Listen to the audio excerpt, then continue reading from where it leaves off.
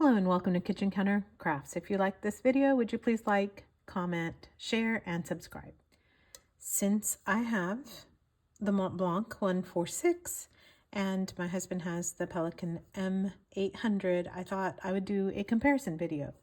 And mind you, I've only used this a few times. This one I've used for quite some time now. So naturally, I'm going to be very biased with the one that I use quite a bit. However, I'm going to try to keep this as unbiased as I possibly can, just to report and relate to you the differences between these two pens. So as I mentioned in my original review of this one and on this one, it bears repeating that Pelikan actually did they worked together with Montblanc in the 80s because they purchased nibs from Montblanc, and maybe even before that. So they purchased nibs from Montblanc for the Pelikans, and Montblanc purchased inks from Pelikan. So they really are kind of like brother and sister type of a company. They're both German pens. They have worked together and have partnered together, but at the same time, they're very, very different.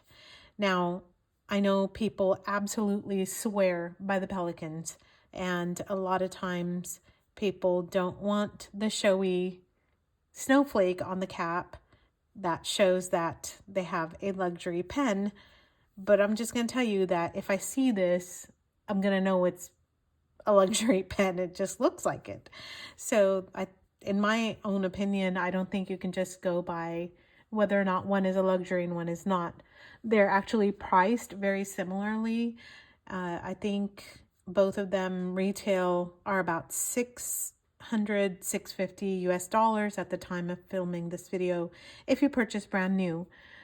Both of these, well, this one was purchased at an auction at a pretty steep discount. This one was purchased used from the Dallas Pen Show last year, and it is a pen from the 1980s. This is a new old stock. So just kind of giving you some background on both of them.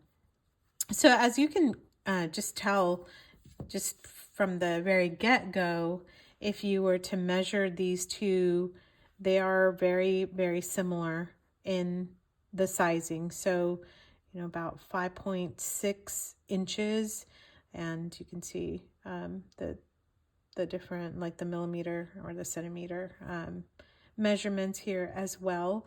And so the 146, I'm just going to uncap it, and the M800, uncap that as well. Let's push that to the end.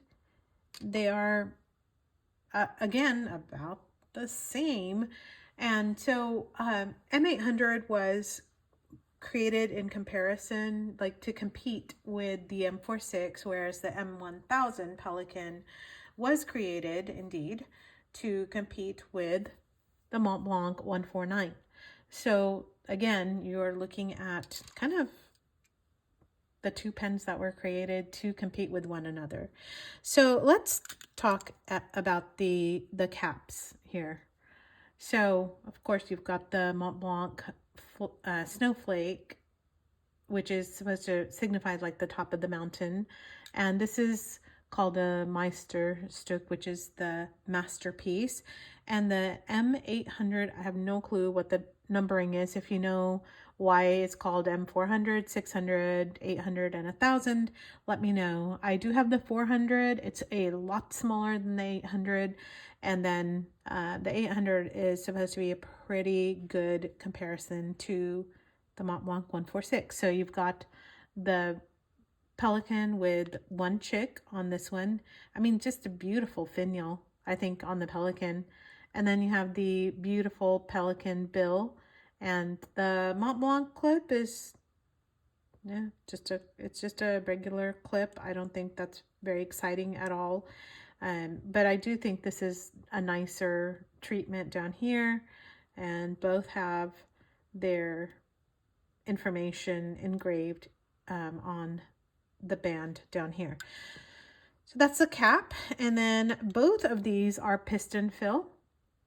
So what's really great about this one is because it's a new old stock, on the old ones you can actually see through the acrylic, making it much more of a demonstrator type of a pen.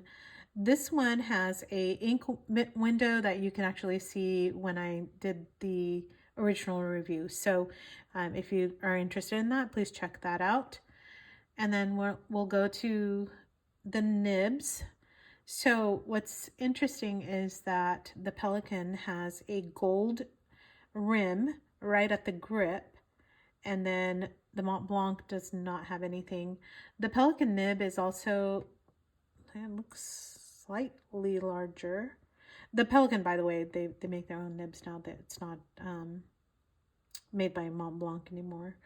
And so you do have a two-tone nib here. Very, very pretty scroll work. In the modern, like 90s and later Montblanc, you have scroll work, but in this, and two-tone, much like the Pelikan, but in this one it's not. So we're actually looking at 1980s, and this is around like past 2000, I would even say. I don't know, I don't really remember, but it's 2000. So 20-year difference in the pen. That's what you're also taking a look at here. So you can tell that there are more threads in the Montblanc, but I don't believe you have to turn it all that much. I'll do a turn comparison. Again, don't really remember how that one is either, so you'll find that out with me. Down here at the piston end, you have 2 bands versus 1. So really that's kind of the difference here. I can tell you just by feel, they kind of feel about the same. To me, the Pelikan feels a little bit heavier, and I don't know why. It just might be very, very subjective. You might want to take a look at the specs for that. I unfortunately don't have the specs. If I find them, I'll put them in the description. And then a plastic feed for both of them. Now, I do want to point out something else, and that is, let me keep that straight here. The Montblanc has a 14 karat gold nib, whereas the Pelikan has an 18 karat nib. So that's the other difference here. All right, so let's go ahead. Oh, I was gonna see how many turns. So it's 1.5. I think it's the same as Montblanc. 1, no, 1. Okay, so 1 turn. No, yeah. 1 turn. This is 1.5 for sure. Okay, so, which is interesting because the Montblanc looked like it had more threads. Who knows? All right, so my Pelikan is inked with Diamine Blue Velvet, I believe. Let me just check that real quick. And I don't remember. I think I'm glad I write it down. Diamine Denim. And then the Montblanc is Waterman Black. So we'll do another comparison here, maybe just side by side so you can see it a little bit better. And I will do the Pelikan first. We're going to do it this way. So this is...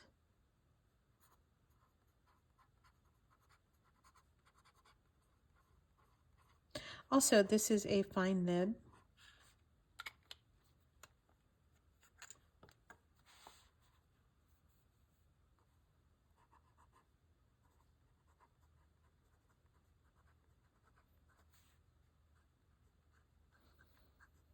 And this is a medium nib. So as I mentioned, this is a 14K, and I'm gonna just leave it uncapped because that's gonna make me insane. This is an 18 karat nib. I can tell you that just from, actually let me just do a little bit.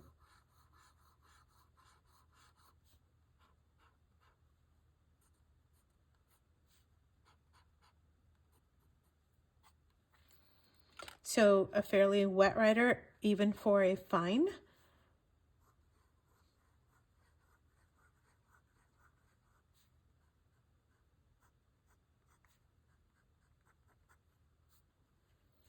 And this was Waterman Black.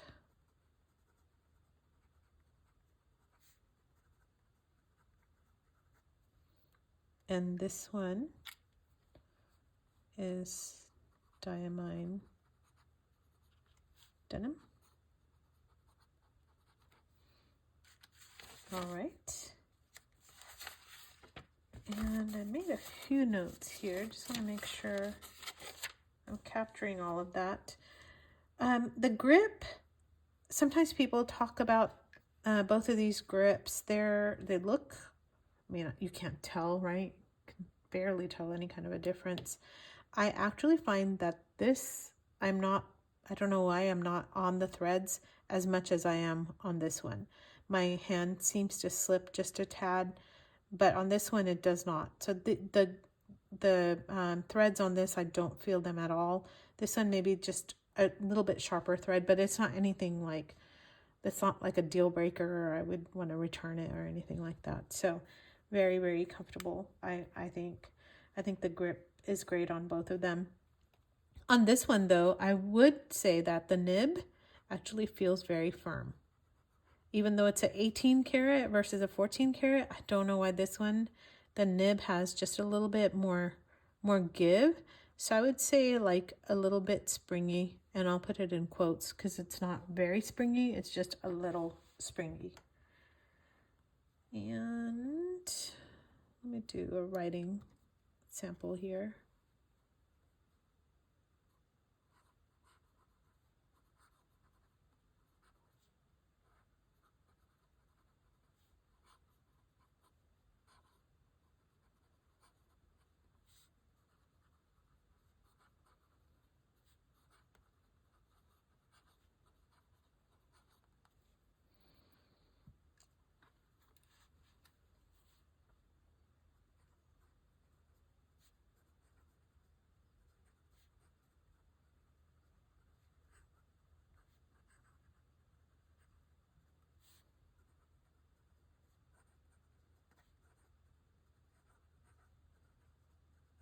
I don't know if you can pick it up on the camera sound, but this one has just a little bit of pleasant feedback. This one barely has any.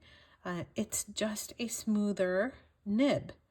So this one, to me, the Pelikan actually feels a little bit more like the Pilot. I think I may do a comparison of both, like do the M800 with the Pilot A23 and then do the Montblanc with the Pilot A23, but I can tell you that this one feels more like the Pilot and more like the Japanese nibs, which tend to be a little bit more tight. This one just feels a little bit different. I know you can't really go on feeling, but I am hoping that you are able to just take a look and see what you like more versus the other. On this one, I am also going to tell you that there's a little bit of a plus, and that this one comes in like different colors, 3 to 4. I think it's red, blue, green, and gray. And then this one does not. So I would say, now you can actually find a burgundy, but that's differently, it's kind of harder to find. And so, and I'm not even 100% that was in the 146. I think the burgundy was in the 149. I could be totally wrong. If you know which one it is, let me know. But mainly you get the classic, I call it classic black, but I know people call it basic black. So there you have it. That's my comparison here. I don't know which one, which one you would go more for.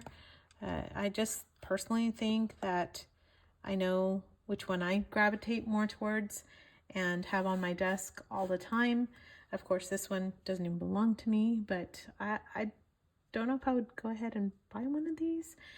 I just like this one. So I'm whispering that because I know that there's so many Pelikan lovers out there, and I know we're getting ready to have a Pelikan hub in September where everybody brings their flock, and I think that's one of the coolest parts of Pelikan. You cannot deny that this this pen over here. It's just a beauty, and it is understated, I think. The pinstriping reminds me of Suits. I think that's just an amazing design also. But when people draw a fountain pen, or if you have an emoji, it's almost always coming from the classic cigar Montblanc way. So this is just the standard for what a good looking classical pen looks like. If you disagree, let me know what you think, but I would love to hear from you. Until next time, bye.